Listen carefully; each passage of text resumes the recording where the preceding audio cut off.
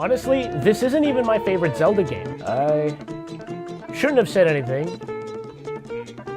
I'm gonna regret this.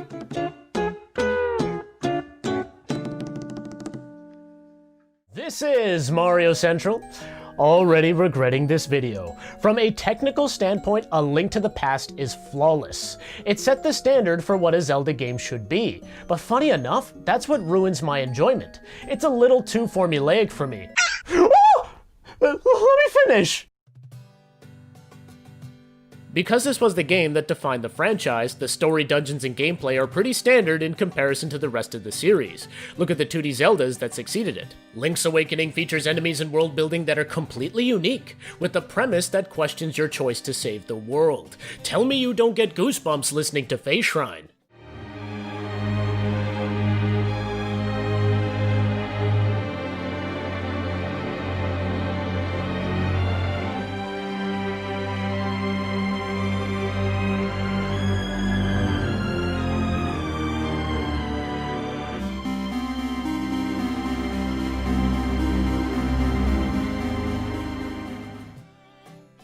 Then you have the Oracle games, which coexist beautifully. Ages doubles down on the puzzles, Seasons puts the spotlight on pure action. They play off each other so well, leading to more hidden secrets when you link up the games. Capcom wasn't done there. Minish Cap, their best effort, is gorgeous. The whole world is dripping in charm, with colorful characters that can make anyone smile. Plus, the ability to shrink makes exploration far more interesting than your average Zelda. A Link to the Past doesn't do anything wrong, yet for me, it doesn't do enough to make a lasting impression. Where do you keep coming from? There's no doubting the significance of introducing a separate world in which the player must traverse both in order to proceed, but the interactivity of the two worlds was further explored in Ocarina of Time and Oracle of Ages. The difference? Time travel. Even the tiniest change can alter the future in ways you can't imagine. Donut? What's a donut? By affecting elements of the past, it changes the world of the future. Narratively, it's far more intriguing, and gameplay-wise, it makes for a varied approach to progression. Instead of just warping between worlds to carve a path forward, now you have items and locations that are only accessible to the appropriate time period while manipulating the environment around you. It doesn't help that 22 years later the sequel came out, and well, it's pretty much better in every aspect. Why won't you leave me alone? A Link to the Past is known for its quick pacing, and yet A Link Between Worlds is slightly faster. 8-directional movement no longer exists, so the walking speed in combat is given a boost. With an additional screen and extra buttons, you spend even less time in the menus focusing purely on gameplay. With the ability to move like a normal person, there's more incentive to explore the amazing overworld, which is more open than ever before. Link Between Worlds is a true marriage of the Zelda structure and freedom. You can purchase or rent any item, tackling a dungeon based completely on your choice. And with the major weapons no longer relegated to dungeons, you primarily pick up upgrades to your armor and sword, meaning you can make the game as difficult or easy as you want it to be. Which adds some serious replay value, since every subsequent playthrough will be different. Completing dungeons is still the aim, and now they're fully able to maximize an item's full potential by having it available from the get-go. Usually, you only get to experience a newfound item for half the dungeon, then never use it again. Now I hear what you're saying. That could mean that the dungeons lack variety by only focusing on an item for an entire area.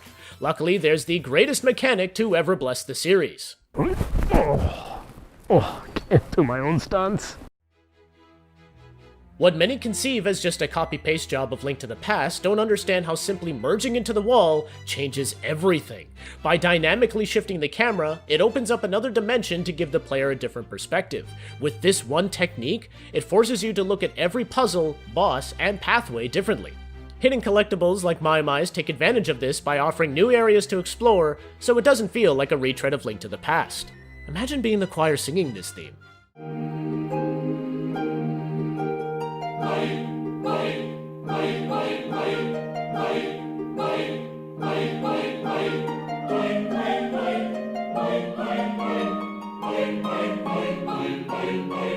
The wall merging mechanic, the stamina meter, which completely replaces item spamming and inventory management, plus street pass battles with Shadow Link, including a final showdown against Gramps? This game is loaded with new additions to keep it fresh. Even bosses get a major facelift with multiple ways to take them down, in addition to their main weakness. What doesn't this game improve on? Well, let's be honest, A Link to the Past visuals will always withstand the test of time. However, Link Between Worlds packs a surprising amount of charm. Because of the superior hardware, every area is given more of a visual identity. Instead of just differently colored floors and patterns, they're now more distinct with life of their own.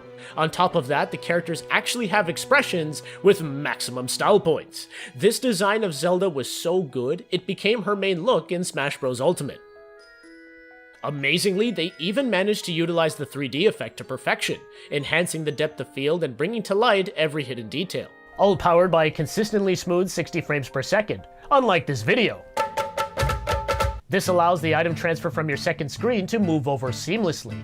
I also found it interesting that in order to see the full profile of this world, they had to tilt everything. And I don't know about you, but that just makes me laugh thinking about it. Just like the visuals, the music is given a nice update. Ryu Nagamatsu brilliantly adapted Koji Kondo's original score and made it his own. He even played the flute for the Milk Bar remixes, soothing your ears for many years. But you can't just ride your predecessor's coattails and oh my goodness, Lorule Castle!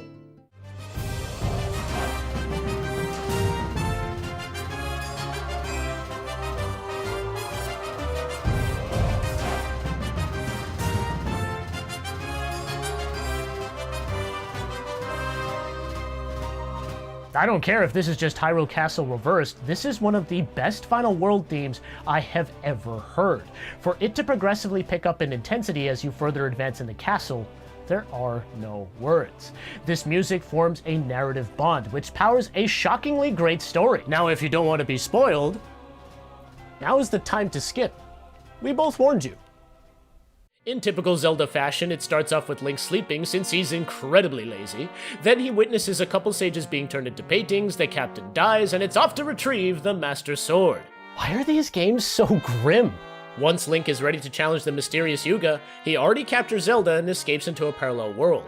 There, he reawakens Ganon with the portraits of the 7 sages and has full control instead of Ganon hijacking the plot. You know, standard Zelda fare, but it's from this point onward where the story becomes its own. All of a sudden, the princess of this world shows up and manages to capture you, Ganyu, Gaga, and there's many questions. How is she able to control a being with the Triforce of Power this easily?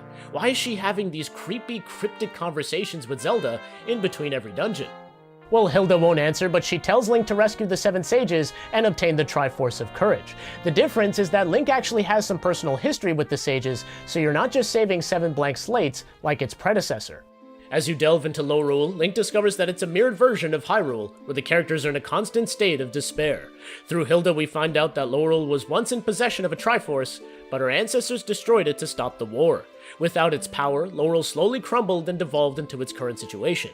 So after exhausting all options, Hilda makes it her mission to restore the kingdom's former glory, no matter the cost, which means teaming up with Gaga and stealing Hyrule's Triforce for their own. I mean, it was obvious that Hilda was the orchestrator, but that's not the point. You truly empathize with their situation and understand her motivations. And after an incredible battle with Gaga, including light arrows and the wall-merging mechanic, so awesome, an unlikely hero steps forth. Hilda, still set on her dark path, is stopped by Ravio? Okay, this legit shocked me to my core. Not only is he the hero, but he talks? More than just a cunning businessman, Ravio is the hero who failed to save Lorule and ran away to find someone who could. Through his experiences with Link, he finds the courage to stand up to Hilda and stop the madness. Though he kicked Link out of his own house, charged an obscene amount of money for items to save the world, and took Link's rupees whenever he died, you can't help but love the jerk. After Hilda and Ravio send them back home to the Sacred Grove, Link and Zelda make one final wish to the Triforce, and I mean, I'm just gonna let Hilda take this one.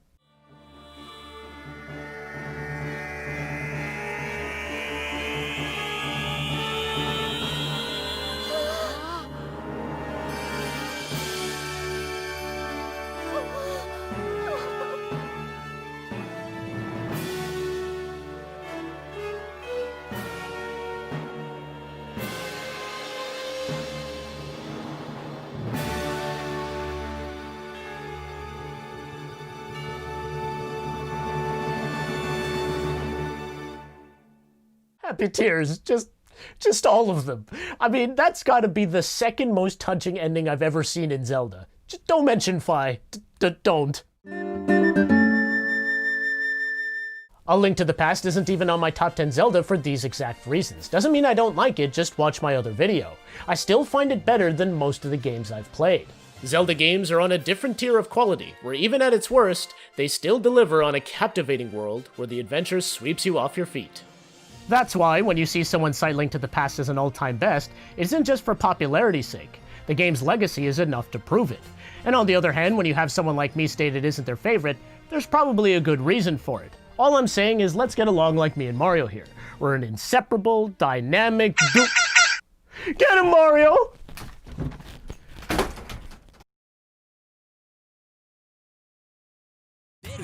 Zelda の伝説出るついに出る飛び上がる飛べる飛び降りる上下への 3D アクション絵になれるどこだってスルッと抜けて別のダンジョンどこから攻めるどう攻める始まる新しい伝説出るゼルダの伝説出るゼルダの伝説神々のトライフォース2 Nintendo 3DS